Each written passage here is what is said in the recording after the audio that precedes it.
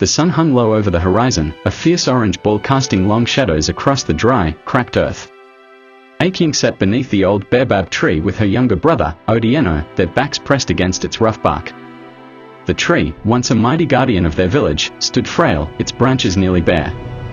It had seen better days, days when the land was lush, the rivers full, and the rains a faithful visitor. But those were the days of their grandmother's stories. Now, everything was different. The village of Karabok, nestled in the arid plains of northern Kenya, had not seen rain in years.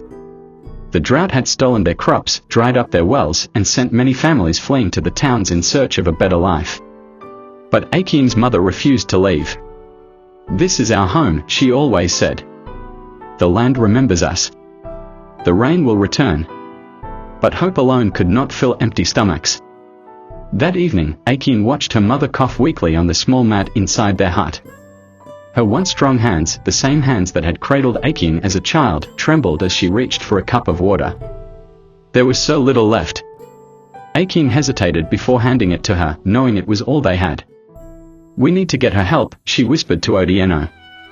Her brother, only 10 but already carrying the weight of their struggles, looked at her with wide, uncertain eyes. "The clinic is too far," he said. "And we have no money." Achieng knew he was right. The nearest town with a clinic was nearly 30 miles away. They had neither the strength nor the means to make the journey. But she had no choice. Before dawn, she packed a small bundle of food, just a handful of dried maize, and took Otieno's hand. "We have to go," she said. They walked for hours under the relentless sun, their feet blistering on the hot ground. Otieno tried to be strong, but Achieng could hear his labored breathing, see the way his steps wavered. She wanted to tell him to rest, but time was against them. By midday, their food was gone. Otieno's lips were dry and cracked.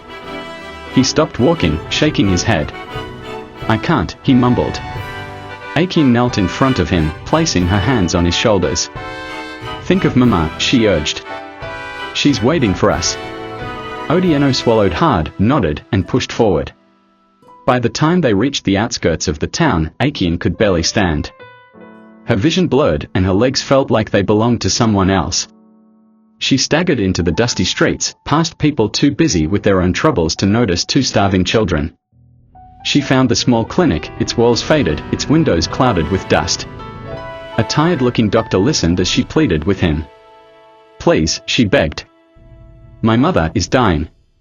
The doctor sighed. "We don't have transport, child. And even if we did, medicine is scarce." Tears burned Achieng's eyes, but she refused to let them fall. "She will die without your help." Something in her voice must have reached him because he stood up, called for his assistant, and gathered a small bag of supplies. "Let's go." Relief flooded her, but it was short-lived. When they returned to the village, the sun had already begun to set, casting a golden glow over the land. As they neared their home, Achieng felt a strange stillness in the air. The usual sounds of evening, children laughing, goats bleating, were absent. She knew before she stepped inside. Her mother lay motionless on the mat, her eyes closed as if in sleep.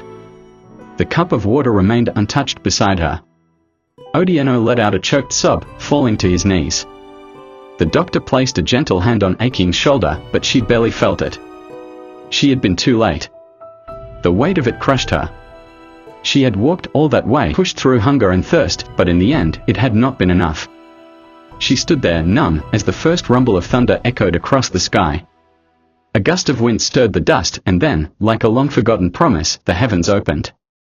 Fat raindrops splashed onto the dry earth, soaking into the cracks, drumming against the rooftops. People ran from their huts, laughing, crying, lifting their faces to the sky. The rain had returned. But it had come too late for her mother. Achieng closed her eyes, feeling the rain wash over her. The land would heal. The rivers would flow again. Crops would grow, and the village would live. But she would never forget that the rain had taken too long to come back. This is a powerful tale of love, sacrifice, and the bittersweet nature of life. If you enjoyed this story, don't forget to like, subscribe, and hit the notification bell so you never miss another moving tale. More emotional and thought-provoking stories are on the way.